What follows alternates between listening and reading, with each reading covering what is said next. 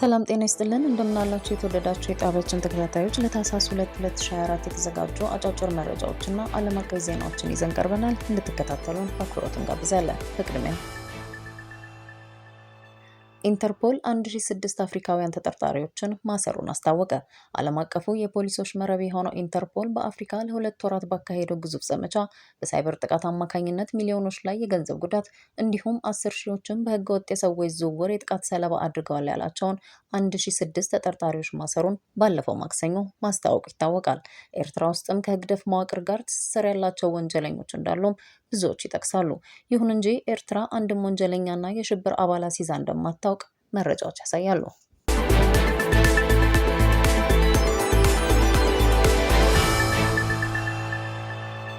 የኦሮሚያ ክልል መንግስት ከኦነግ የጦር መሪ ጋር የሰላም ስምምነት ላይ መድረሱን አስታወቀ። የኦሮሚያ ክልል ባለስልጣናት በክልሉ ከሚንቀሳቀሰው አማጺ ቡድን ጋር የሰላም ስምምነት ውል መዋዋላቸውን አስታውቀዋል። የኦሮሚያ ክልል ፕሬዚዳንት አቶ ሽመልስ አብዲሳ የኦሮሞ ነጻነት ሰራዊት ዋና ስራ አስፈጻሚ ኮሚቴ አባልና የቀድሞ የማዕከላዊ ክልል የጦር አዛዥ የሆኑት ጃልሰኝ ነጋሳ ጋር የስምምነት ውል መፈራረማቸውን አስታውቀዋል።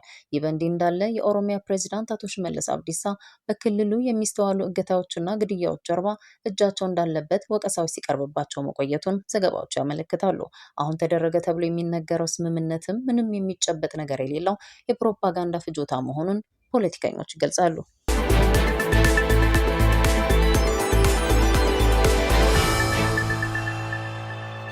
በኦሮሚያ ክልል አርሲ ዞን በታጣቂዎች በተፈጸመ ጥቃት 9 ሰላማዊ ሰዎች መገደላቸው ተገለጸ። በኦሮሚያ ክልል አርሲ ዞን ሸርካ ወረዳ ሐሙስ ዳር 28 2024 በታጣቂዎች በተፈጸመ ጥቃት በትንሹ 9 ሰላማዊ ሰዎች መገደላቸውን ነዋሪዎች ገልጸዋል። የጥቃቱ ሰለባዎች ሴቶችና አረጋውያን መሆናቸውንና ነዋሪዎቹ ድርጊቱን የፈጸመው የኦሮሞ ነጻነት ሰራዊት ነው ማለታቸውን ቪኦኤ ዘግቧል።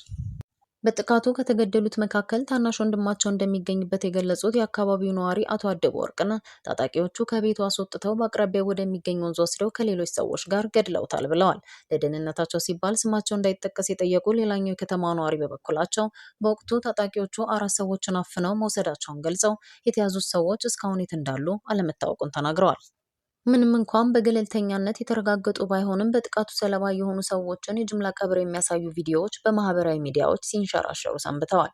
የኦሮሞ ነጻነት ሰራዊት አዛዥ አማካሪ የሆኑት ጅሬኛ ጉደታ ስለ ጉዳዩ ዝርዝር መረጃ እንደሌላቸው ገልጸው ቡድኑ በግድያው እጁ እንደሌለበት አስተባብለዋል።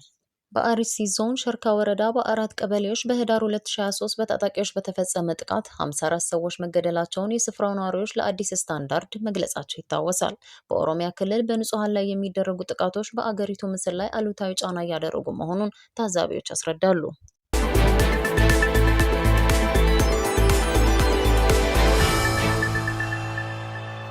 ኬንያ እና ኡጋንዳ አለመግባባት ውስጥ የገቡትን ኢትዮጵያና ሶማሊያን ሊያሸማግሉ መሆኑን ሩቶ ተናገሩ።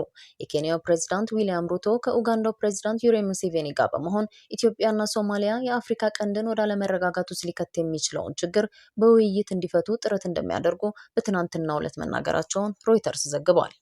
ሶማሊያ ውስጥ አልሸባብን እየተዋጉ ያሉ በሺዎች የሚቆጠሩ ወታደሮች ያላት ወደብ አልባዋ ኢትዮጵያ ባለፈው የፈረንጆቹ አዲስ ዓመት ከራስ ገዛው ሶማሊላንድ ጋር ወደብ ለመገንባት የተፈራረመችው ስምምነት ሞቃዲሾን አስቆጥቷል። ይህ ፍጥጫ ሶማሊያ ኢትዮጵያ በአባይ ወንዝ ላይ እየገነባችው ባለው ግድብ ምክንያት ከኢትዮጵያ ጋር ቅራኔው ስለገባችው ግብጽ እንድትቀርብ አድርጓታል። የሶማሊያ ሰላም መሆን ለቀጠናው ሰላም ከፍተኛ አስተዋጽኦ ስለሚኖረውና ቀጠናው ለኢንቨስትመንት የተመቸ እንዲሆን ያደርጋል ብለዋል ሩቶ በቀጠናዊ የሀገራት መሪዎች ስብሰባ ላይ በሰጡት መግለጫ። በኢትዮጵያና ሶማሊያ መካከል ያለውን አለመግባባት ለመፍታት በቱርክ አንካራ የተደረጉ በርካታ ንግግሮች ይህ ነው የሚባል ተጨባጭ መፍትሄ አላመጡም። የሶማሊያ ፕሬዝዳንት ሐሰን ሼክ መሐመድ ጽሕፈት ቤት ባወጣው መግለጫ መሐመድ ከስብሰባ ጎን ለጎን ከሩቶና ሙሴቬኒ ጋር መገናኘታቸውን ገልጿል። ነገር ግን ስለ ንግግሩ ጉዳይ ምንም አላለም። ይህ በእንዲህ እንዳለ የሶማሊያ ውጭ ጉዳይ ሚኒስትር ቃል አቀባይ በቀጠናው መሪዎች የሚቀርቡ የመፍትሄ ሀሳቦች በአዲስ አበባ በኩል ተቀባይነት አለማግኘታቸውንና በቱርክ እየተካሄደ ያለው ንግግር ፍሬያማ እንደሚሆን ተስፋ እንዳላቸው ቀደም ሲል ለሮይተርስ ተናግረዋል። በዚህ ጉዳይ ከኢትዮጵያ መንግስት በኩል ምላሽ አለማግኘቱን ሮይተርስ ጠቅሷል። ኢትዮጵያ ከራስ ገዛው ሶማሊላንድ ጋር የገባችው ስምምነት የማንንም ፍላጎት የማይጻረር መሆኑንና የተፈጠረውን አለመግባባትን በውይይት ለመፍታት እንደምትፈልግ በተደጋጋሚ ገልጻለች።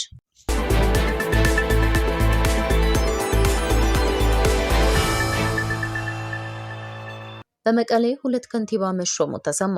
የትግራይ ጊዜያዊ አስተዳደር ለመቀሌ ከተማ አዲስ ከንቲባ ሾመዋል። ከተማዋ በቅርቡ በምክር ቤት ከንቲባ ተሾሞላት እንደነበረ አይዘነጋም። በጊዜያዊ አስተዳደሩ አዲስ የተሾሙት ከንቲባ ብርሃነ ገብረኢየሱስ ህወሓት ለሁለት ሳይሰነጠቅ በፊት የፖለቲካ ፓርቲው የማዕከላዊ ኮሚቴ አባል የነበሩ ናቸው።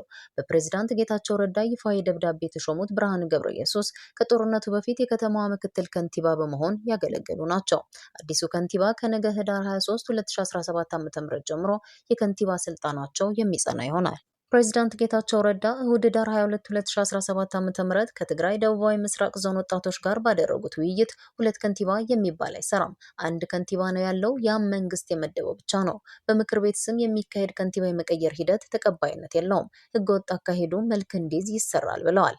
ባለፈው ጥቅምት 2017 ዓ.ም በዶክተር ደብረጽዮን ገብረ ሚካኤል የሚመራው ህወሓት ዶክተር ረዳኢ በርሃን የከተማዋ ከንቲባ በማድረግ የሾመ ሲሆን የትግራይ ጊዜያዊ አስተዳደር ሹመቱን ውድቅ ማድረጉን መረጃ መለዋወጣችን ይታወሳል። የዜናው ምንጭ ቲክቫ ኢትዮጵያ ነው።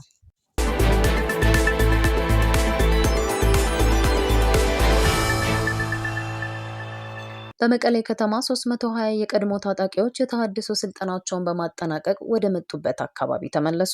በመቀሌ የተሃድሶ ስልጠና ማዕከል የገቡ 320 የቀድሞ ታጣቂዎች ስልጠናቸውን በማጠናቀቅ የዘላቂ ማቋቋሚያ የገንዘብ ድጋፍ ተደርጎላቸው ወደ የመጡበት አካባቢ መመለሳቸው ተገለጸ።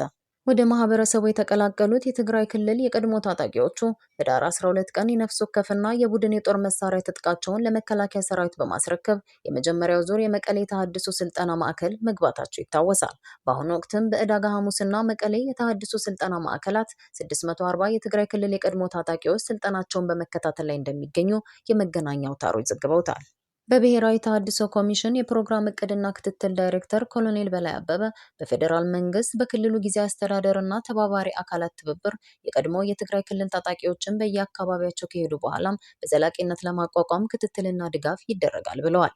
ከዚህ በተጨማሪም የቀድሞ ታጣቂዎች በሚደረግላቸው ድጋፍ የሀገርና የክልሉ የልማትና የሰላም አካል እንዲሆኑ የብሔራዊ ተሃድሶ ኮሚሽን በቀዳሚነት እየሰራ እንደሚገኝ ገልጸዋል። በዶክተር ደብረጽዮን ገብረ ሚካኤል የሚመራው የህወሓት ቡድን ህዳር 18 2017 በሰጠው ጋዜጣዊ መግለጫ ታጣቂዎችን ትጥቅ የማስፈታትና ወደ ህብረተሰቡ የመቀላቀል ሂደት እየተመራበት ያለው አካሄድ ትክክል አይደለም ሲል መቃወሙ ይታወሳል። ለመቋቋሚያ ተብሎ የሚሰጠው ገንዘብ ማነሱን የገለጸው ፓርቲው በዘላቂነት ህይወታቸውን እንዴት ሊመሩ ይችላሉ የሚለው እቅድ ወጥቶለት መመራት አለበትም ብሏል።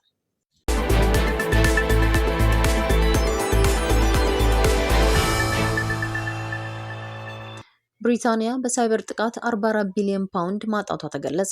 ብሪታንያ ባለፉት 5 ዓመታት በተፈጸመባት የሳይበር ጥቃት 44 ቢሊዮን ፓውንድ ማጣቷን ጥናቶች አመላከቱ።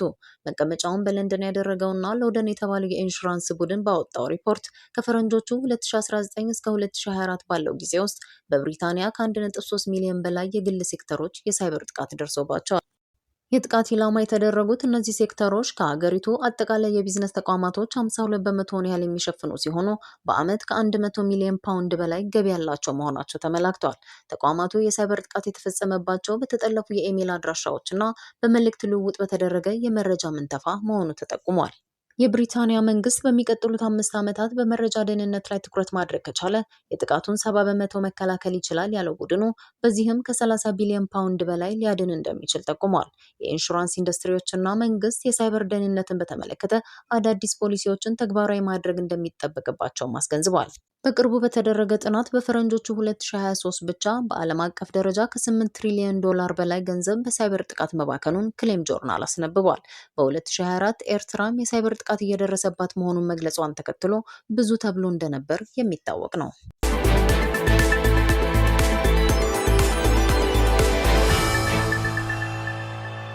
የመንግስታቱ ድርጅት በደህንነት ስጋት ምክንያት በጋዛ ሰርጥ እርዳታ ማቆሙን አስታወቀ። የተባበሩት መንግስታት ድርጅት የፍልስጤም ስደተኞች ኤጀንሲ ትናንትና እሁድ እንዳስታወቀው የታጠቁ ቡድኖች በቅርቡ የእርዳታ መኪኖችን በመዝረፋቸው ምክንያት በጦርነቱ ወደ ተመሰቃቀለው የጋዛ ሰርጥ በዋናው የጭነት ማቋረጫ በኩል የሚደረገውን የእርዳታ ድጋፍ በስጋት ምክንያት እንደሚያቆም አስታውቋል። ተቋሙ እስራኤል በምትከተላቸው ፖሊሲዎች የተነሳ በአካባቢው የህግና የስርዓት መደፍረስ መኖሩን እንደ መንስኤ ጠቅሷል። በእስራኤልና በሐማስ መካከል ባለፈው ዓመት የጀመረው ጦርነት እየተባባሰ እንጂ እየተሻሻለ አለመሄዱን ዘገባዎች ያመለክታሉ። ተቋሙ እስራኤል በምትከተላቸው ፖሊሲዎች የተነሳ በአካባቢው የሕግና የስርዓት መደፍረስ መኖሩን እንደ መንስኤ ጠቅሷል። በእስራኤልና በሐማስ መካከል ባለፈው ዓመት የጀመረው ጦርነት እየተባባሰ እንጂ እየተሻሻለ አለመሄዱን ዘገባዎች ያመለክታሉ።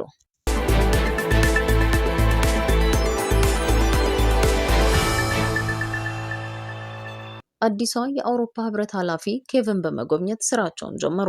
የአውሮፓ ህብረት አዲሷ ከፍተኛ ዲፕሎማት ካጃ ካላስ እና ባልደረባቸው የአውሮፓ ምክር ቤት ኃላፊ አንቶኒዮ ኮስታ ወደ ስልጣን በመጡ የመጀመሪያ ቀን ለዩክሬን ያላቸውን ድጋፍ ለማሳየት ትናንት እሁድ ኬቭ መግባታቸው ይታወቃል። የአውሮፓ ሀገራት ለዩክሬን እያደረጉ ያሉት እገዛና እርዳታ ሩሲያን ክፉኛ ሲያስቆጣ መቆየቱ የሚታወቅ ነው። ሩሲያና የኔቶ አባላት ወደ ጦርነት እንዳይገቡ በሚሰጋበት ወቅት የአውሮፓ ሀገሮች ለዩክሬን ድጋፋቸውን መቀጠላቸው ሁኔታውን የሚያባብስ መሆኑን ተንታኞች ያስረዳሉ።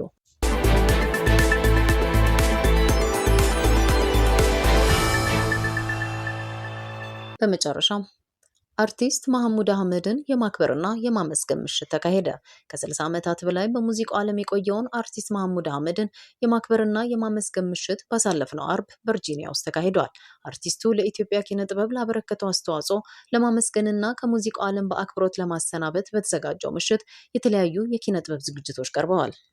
ከዋሽንግተን ዲሲ ከተማና ከሞንጎመሪ ክፍለ ከተማ እንዲሁም ከሌሎች የኢትዮጵያ ማህበራዊ ተቋማት የተለያዩ የክብርና የእውቅና ሽልማቶች ለመሐሙድ አህመድ ተበርክተዋል። መሐሙድ አህመድ በኤርትራውያን የሙዚቃ አድናቂዎች ዘንድ ትልቅ ስምና ዝና ያተረፈ አንጋፋ ሙዚቀኛ መሆኑን ያነጋገርናቸው የሙዚቃ ባለሙያዎችና አድናቂዎቹ ያስረዳሉ። በደርግ ጊዜ በየጎዳናው ከሚዘፈኑ አማርኛ ዘፈኖች መሃል የመሐሙድ የሙዚቃ ስራዎች እንደሚገኙበትም ይታወሳል።